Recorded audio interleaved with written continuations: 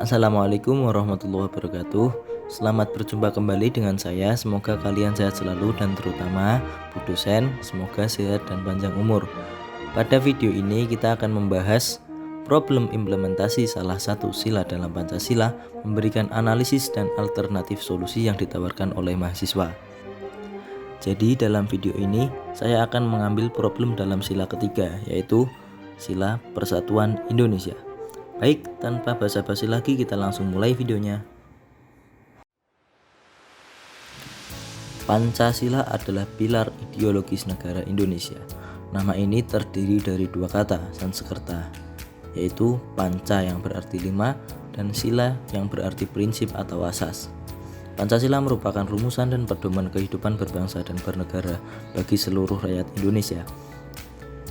5. Ideologi utama penyusun Pancasila adalah ketuhanan yang Maha Esa, kemanusiaan yang adil dan beradab, persatuan Indonesia, kerakyatan yang dipimpin oleh hikmat kebijaksanaan dalam permusyawaratan perwakilan, dan keadilan sosial bagi seluruh rakyat Indonesia, dan tercantum pada alinea keempat dalam pembukaan Undang-Undang Dasar 1945. Mari kita lebih berfokus pada sila ketiga yang berbunyi Persatuan Indonesia. Nilai Persatuan Indonesia mengandung makna usaha ke arah bersatu dalam kebulatan rakyat untuk membina rasa nasionalisme dalam negara Kesatuan Republik Indonesia. Persatuan Indonesia sekaligus mengakui dan menghargai sepenuhnya terhadap keanekaragaman yang dimiliki bangsa Indonesia. Namun dalam perjalanannya, bangsa Indonesia tidak selalu mulus dalam pelaksanaan Pancasila. Terutama sila ketiga ini, banyak terjadi pelanggaran sila ketiga di berbagai belahan daerah di Indonesia. Berikut ini akan saya berikan contoh pelanggaran-pelanggaran besar sila ketiga Pancasila adalah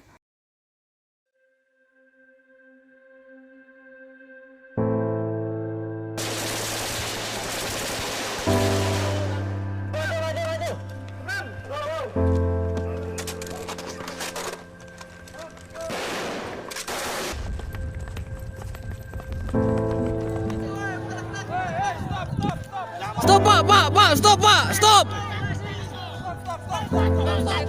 Stop. Udah. Hei. Pak, kalian kalah banyak.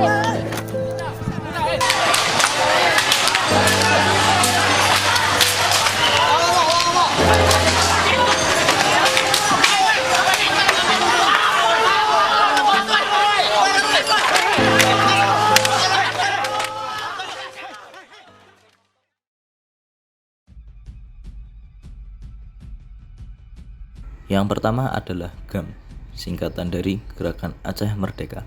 GAM pertama kali dideklarasi pada 4 Desember 1976. Gerakan ini mengusung nasionalisme Aceh secara jelas, nasionalisme yang dibangun sebagai pembeda dengan nasionalisme Indonesia yang sebelumnya telah ada.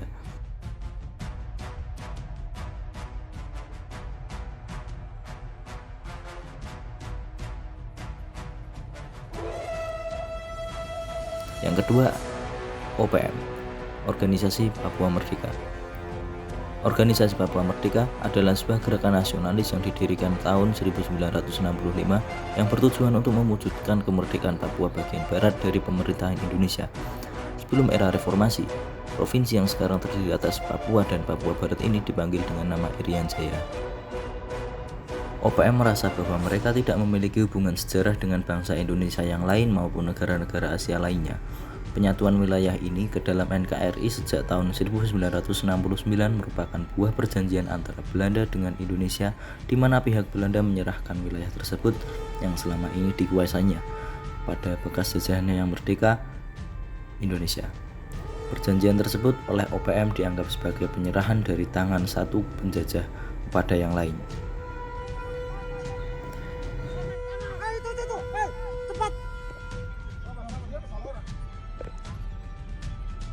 Yang ketiga adalah lepasnya Timur Timur dari NKRI. Republik Demokratik Timor Leste, juga disebut dengan Timor Lorosai, yang sebelum merdeka bernama Timor Timur, adalah sebuah negara kecil di sebelah utara Australia dan bagian timur Pulau Timor. Sebagai sebuah negara sempalan Indonesia, Timor Leste secara resmi merdeka pada tanggal 20 Mei 2002. Sebelumnya bernama Provinsi Timur Timur ketika menjadi anggota PBB mereka memutuskan untuk memakai nama Portugis Timor Leste sebagai nama resmi negara mereka.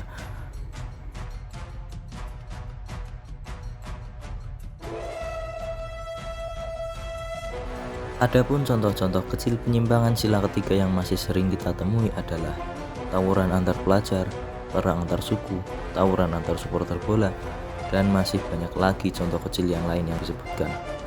Demikianlah beberapa problem yang disebutkan di video ini. Saatnya kita masuk kepada segmen Margi Gizi. Mari kita cari solusi. Dari sekian literatur yang saya baca, saya akan simpulkan beberapa solusi yang saya tawarkan untuk mencegah penyimpangan-penyimpangan sila ketiga tadi. Yang pertama adalah dengan mengikat rasa persatuan dan kesatuan dengan menghormati semua suku yang ada di Indonesia. Kemudian yang kedua ada mengingat cerita-cerita tentang pejuang Indonesia, betapa beratnya mereka saat berjuang memerdekakan negara Indonesia. Kemudian yang ketiga adalah menghormati berbagai perbedaan yang ada sekalipun di hati Anda merasa tidak cocok. Yang keempat adalah membayangkan bagaimana bila Indonesia terpecah belah nanti, akan tinggal di mana kita. Itulah beberapa contoh solusi yang saya tawarkan sebagai mahasiswa atas penyimpangan problem sila ketiga. Semoga bangsa ini akan selalu merdeka hingga kapanpun dan selalu dalam lindungan Allah Subhanahu wa Ta'ala. Amin. Kami, bangsa Indonesia, dengan ini menyatakan kemerdekaan Indonesia. Hal-hal yang mengenai pemindahan kekuasaan dan lain-lain diselenggarakan dengan cara saksama dan dalam tempo yang sesingkat-singkatnya. Jakarta, 17 Agustus 1945, atas nama bangsa Indonesia, Soekarno. Baik, saya Muhammad Syahrul Adim dengan NIM 20010260711 kelas KPIA 2 mengucapkan terima kasih sebanyak-banyaknya kepada teman-teman, terutama kepada Bu dosen saya, Bu Yuli, yang saya cintai dan saya banggakan, yang telah menonton video ini dari awal hingga akhir sebagai ujian akhir semester mata kuliah PKN. Saking video niki kula nyuwun ngapunten menawi wonten kata-kata ingkang boten sopan lan nyinggung lan sederekipun kula pamit. Wallahul muwaffiq ila aqwamit thoriq. Wassalamualaikum warahmatullahi wabarakatuh.